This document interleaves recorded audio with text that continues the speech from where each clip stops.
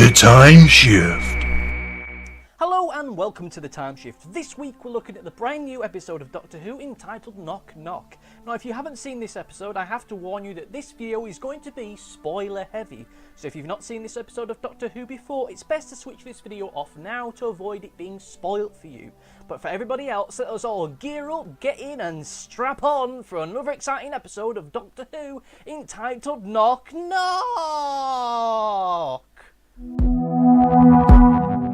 Okay, so Knock Knock. I really don't know what to say about this week's episode. I've spent the better part now of maybe 12 hours or so just trying to think of something to say about it, because I'm going to be honest with you, this is a hard episode for me to really review, because it is almost, for me at least, and you may well disagree with me, by all means leave a comment in whichever website you're watching this on, but I thought that this episode was nearly pitch perfect. There was the odd issue here and there, which I'm going to discuss shortly, some to do with the performance side of things, some to do with the writing, but it was great. I was enthralled from it almost from the moment that it began.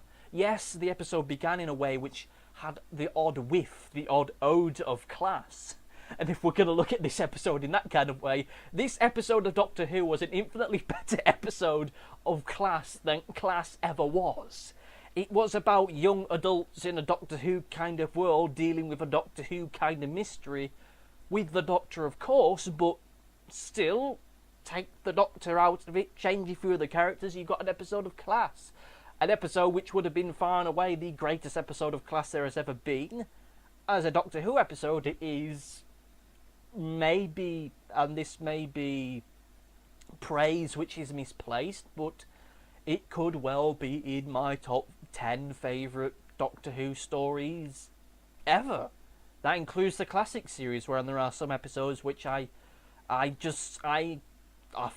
nearly flawless. Are episodes which made me into a fan of this entire franchise, and the idea that you can put this episode with some of them, and bearing in mind that even in this new run of Doctor Who, you've had some fantastic stories, even if some now and again you do get some almighty clunkers, that I'm just floored by it. When I write my notes for these episodes, I usually do it as I'm watching the episode. If anything just springs out to me, a weird line, an odd facial expression, a bit of the scenery that doesn't look right to me, I just quickly make a note of it.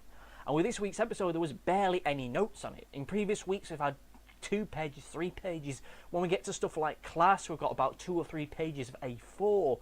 With this, I struggled to even fit maybe half an A5 sheet. It really was astounding. Because I have to say that this episode is a throwback in many ways, not just to classic Doctor Who, but in some regards to classic horror itself.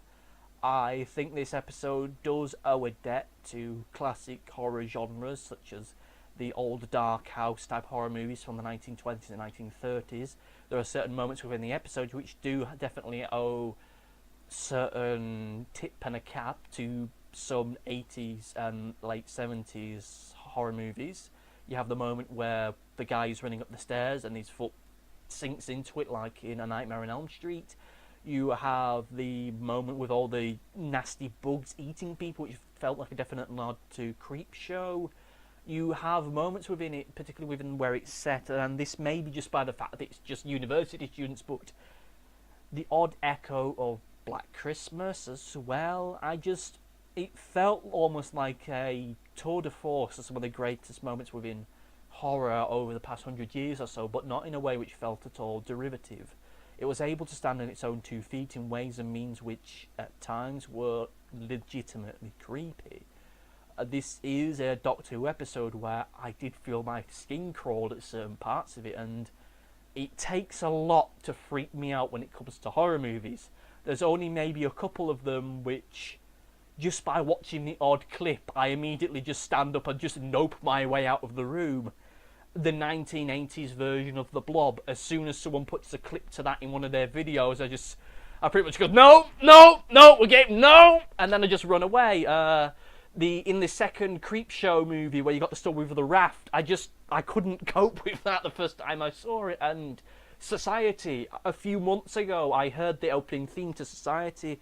I decided to watch a clip from it, and I watched the clip from, I dare say, which is the climax of the movie, and I just went, no, we're not dealing with, no! And we borderline moments like that within this episode of Doctor Who. You had the guy which was fused to the wall, and the only thing stopping him from being consumed by the building was the music that was playing and giving the faintest bit of hope.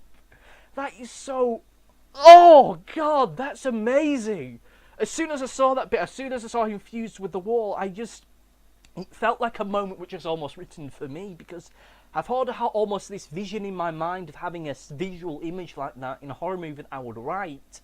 Just somehow someone fused with or being consumed by a wall. It may not actually be a wall, or it may be like this episode where it's killer bugs or something like that, but them being some way halfway within it, and as soon as the music was playing, I was thinking to myself, oh yeah, you know what would be a great element to this scene if the only thing that was keeping him alive was like hope, or like the music itself was like keeping him, willing him to live, and oh my God, that was the case, and oh Jesus Christ, I'm sorry if I sound as if I'm gushing about this episode. I don't mean to. When it comes to these episodes, I try to keep a level head, but my God, this episode was nearly fantastic. Nearly. I have to say that there are two main areas really where the episode, well, possibly three areas where the episode does falter for me ever so slightly. One is the extended cast. Anybody who isn't David Suchet, the Doctor, or Bill, just about anyone other than that, I don't think that it was sufficiently written to a degree where they were at all compelling. Now, this may be, as I've said, or at least as I feel, that this episode does feel a definite nod to a lot of classic horror cinema, and arguably classic horror cinema given the stuff like a Nightmare on Elm Street series, and I dare say this might have been going for almost like a Friday the 13th kind of deal, where you have all these students just getting off one after the other, but in a similar kind of way to that, they didn't really have much of a personality to them. They didn't really have an edge to them which made them really identifiable. I have to say that I do identify with the whole issue of trying to find somewhere to live as being a student.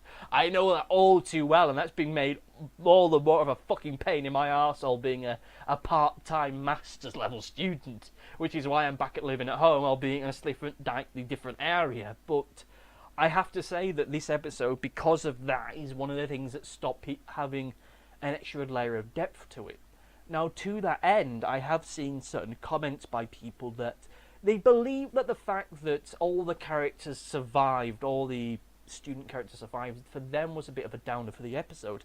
However, for me, I liked that aspect to it, mostly due to the fact of that otherwise they would have just felt too much like cannon fodder. They would have felt a little bit too much just like an excuse for us just having creepy imagery. Which is fine if you've got a Nightmare on Elm Street kind of deal where you've got people turning into bugs or people turning into cartoon characters or whatever, but with a show like Doctor Who, that's always the weaker area. I hate it when we have moments where we have generic technical technician guy on a space station, and all of a sudden the alien will pop out and eat them, and we're supposed to go, oh no! Larry's dead! Oh, bottoms! Now what are we supposed to do? I don't get that kind of thing. And maybe had these characters been a little bit more developed, maybe if this had been an episode of Class, we have this range, this ensemble cast, that maybe when something bad happens to them, I can feel a little bit more of an emotional connection to them, even if my emotional connection to those characters is fairly limp. But of course I'll discuss the whole entirety of Class at a later point. But I feel that without them having an extra depth to them, when you had moments where they're disappearing off into the background, when they're getting eaten by wolves or getting almost evil deaded outside of the house by a killer tree, it's stuff like that which makes it a little bit more like, okay, they're dead, they're dead, they're dead. Is there anybody? Well, there's Bill and there's a doctor, and they're always going to survive, so... Okay, so now the performance section, where I discuss performances and such like. Now, as almost always, and at this point it kind of doesn't really need saying, Peter Capaldi as the Doctor, great, fantastic, good, fine, no issues with him this week. He didn't have sudden moments where he was giving people undue bollocking, which is always a good thing in my mind, because the last thing we need is the Doctor doing yet another needless speech that, for some reason or another, makes the writer think they are actually able to write something that has artistic soul. That is not a burn, that is a simple observation. As for Pearl Mackie as Bill, she was great and enjoyable. She was fine. I enjoyed her character and the performance as almost always. There was no real moment where she had a, oh no, I can't comprehend the situation at all. David Suchet was amazing and great as our antagonist this week as the mysterious landlord. And as I said in the run-up to this bit, everybody else apart from those three were crap!